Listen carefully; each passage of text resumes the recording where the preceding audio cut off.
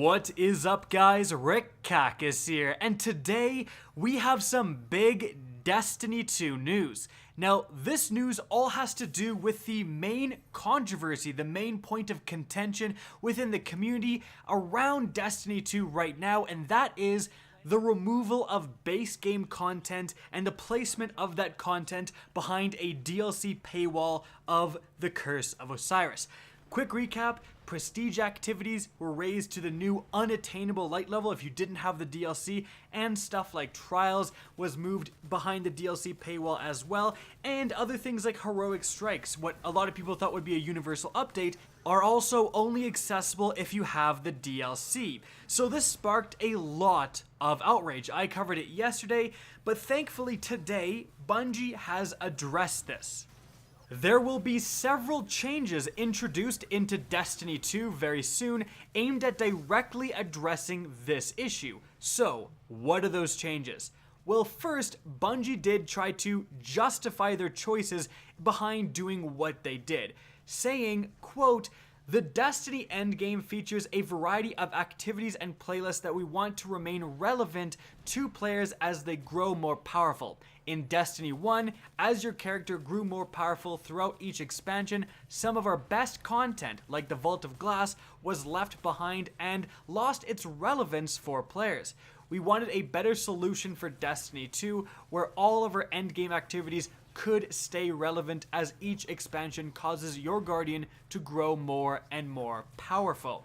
Frankly, this is exactly what I said in yesterday's video, that when doing this very problematic thing, they did address a main concern, and that was a main concern. It was annoying that every expansion, especially with the Taken King, so much content became completely irrelevant. At least upping the content levels will let those activities all remain relevant for anyone who did buy the DLC. But it was a huge punch in the face, essentially, for anyone who didn't buy the DLC, because a lot of these activities and a lot of this content was sold and marketed with the base game. So to take it away would have been incredibly unfair. And I just think of anyone who would have received Destiny 2 for Christmas only to find out that the end game has been gutted. That would have been just not a great way to enter the franchise for the first time.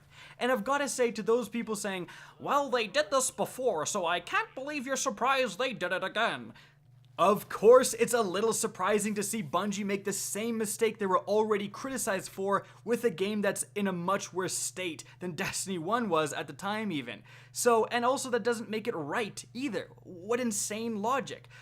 In any event, what are the direct changes that Bungie is going to make? Well, later this week, and by later, I actually mean tomorrow, Tuesday, December 12th, with patch 1.1.1. They're going to introduce a hotfix to Destiny 2, which will do the following things. Number 1, the Prestige Leviathan Raid will be brought back down to the power level of 300, and its rewards will drop down to match the new power level.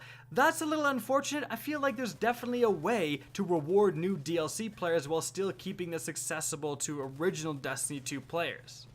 All players will regain access to the Prestige Raid. So this will allow access to the Prestige achievement / trophy for all players, and this will allow players to properly complete the final step for the Legend of Acreus exotic shotgun. In addition to that, Trials of the Nine will only require Curse of Osiris when it features a Curse of Osiris map. For all other weeks, it will be available to all players. So this will allow access to the Least Ye Be Judged achievement / trophy. In addition, Trials of the Nine rewards that launched with Destiny 2 will still be accessible to all players.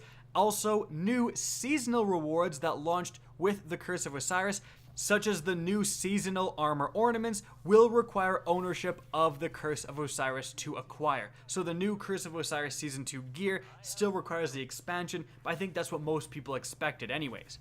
Now also, the Prestige Nightfall will remain a pinnacle activity at the new 330 power cap.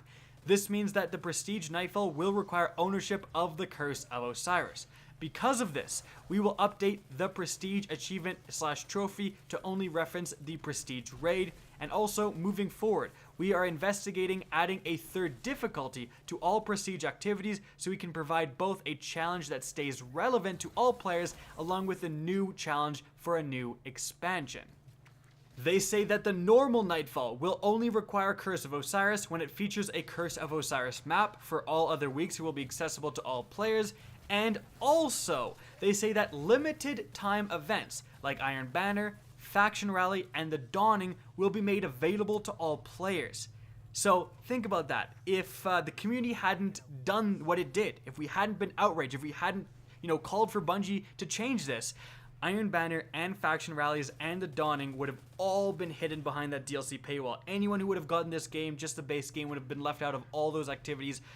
So thank goodness Bungie is listening to the community and changing this, because that's such a big deal. So they say that firstly, we will be postponing tomorrow's Faction Rally to ensure that all of our players can access the activity and the appropriate rewards. So again, the Faction Rally was supposed to come tomorrow and last for a week with some new seasonal rewards, but it has been delayed till probably next week so this hotfix can hit and then all players can access that.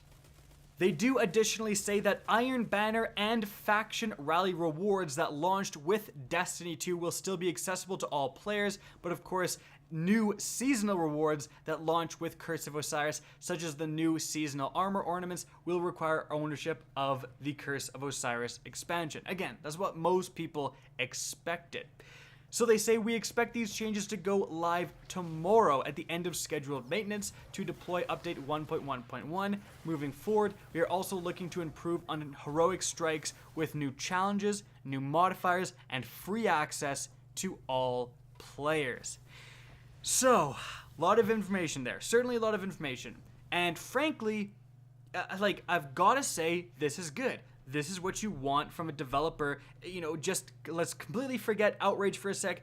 We came up with a problem. The community said, we don't like this. We don't like these changes. And within a few days, we have a developer saying, you guys are right. We're going to change a bunch of stuff. Here's exactly what we're doing. And these changes will be enacted very, very soon. So that's all good news. This is the Bungie I like. This is the Bungie that I expect to see, is, change and listening to the community. But it has to be said that we shouldn't be in this position. I sent out a tweet today. Follow me at Rakakis. You won't regret it. But I sent out a tweet today, and Gathalion, huge streamer, said I completely agree. Even My Name is Bife, another big YouTuber, said I absolutely agree with you. All I said was this: this is good news, as we've just said. But at this point in Destiny 2's stage, at this point in Destiny 2's life cycle, Bungie needs to get ahead of these improvements instead of constantly backtracking to fix mistakes that should have never been in the game. The best example here, heroic strikes.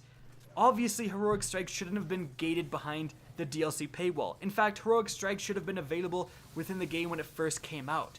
Just because Destiny 1 vanilla didn't have it when it first came out does not mean Destiny 2 has to.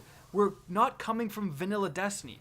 We're coming from 3 years of Destiny 1, and to see heroic strikes introduced and not have modifiers, which was a great change from Destiny 1, and not have strike scoring, which was a great change added in the Dawning in Destiny 1, and not have strike exclusive loot, which was a great change added in the Taken King. And none of those amazing changes that improved strikes dramatically in Destiny 1, none of those made it into Destiny 2. That just doesn't make sense. Obviously, Bungie needs to be going and looking what they did in Destiny 1, what worked and what didn't, and when you have something like strikes, which existed throughout the entire 3-year lifespan of Destiny 1, you have to look at the changes that were made in those 3 years that improve strikes. We shouldn't be starting from square one with strikes, we should be starting from where we ended in Destiny 1. And of course that is a very relevant example with strikes, but it applies to so many other things. The update coming tomorrow to change vendors, they're literally changing them to what they were in Destiny 1. We've gone backwards in several ways in Destiny 2, and it's just unacceptable. And at this point, Bungie needs to start making dramatic improvements and not constantly backtracking. And even though at this point it shouldn't even need to be said, but this is coming from a place of love. I love this game, I love this franchise, I loved Destiny 1, I played it for like 3 years straight, so much I played that game, I made literal real friends in Destiny. it's sad to see the state of Destiny 2, and I really hope Bungie, you guys get it together. I believe in you guys because you guys got it together for Destiny 1. So time to shape up, nut up, and get it done for Destiny 2 as well. Hopefully, we won't have to be talking about these fixes, and we can be talking about massive improvements coming in the near future, and hopefully with the next expansion as well. But obviously, guys, wanted to keep you updated on this big change, a big addressment of the community issue, and frankly a good one, but an unnecessary one, I think is kind of the overall consensus from the community. In any event, guys, I hope you enjoyed the video. If you did, please remember to help me out by simply rating and especially sharing this video. If you guys want to see more Destiny 2 content similar to this, don't be afraid to slap that subscribe button. Now, if you guys want to get in touch with me and keep up to date with the latest channel activity, the best way is to follow me on Twitter at RickCacus. That's linked in the description down below, as is my Twitch channel, which you can also follow. Again, I hope you enjoyed the video, and as always, have a good day.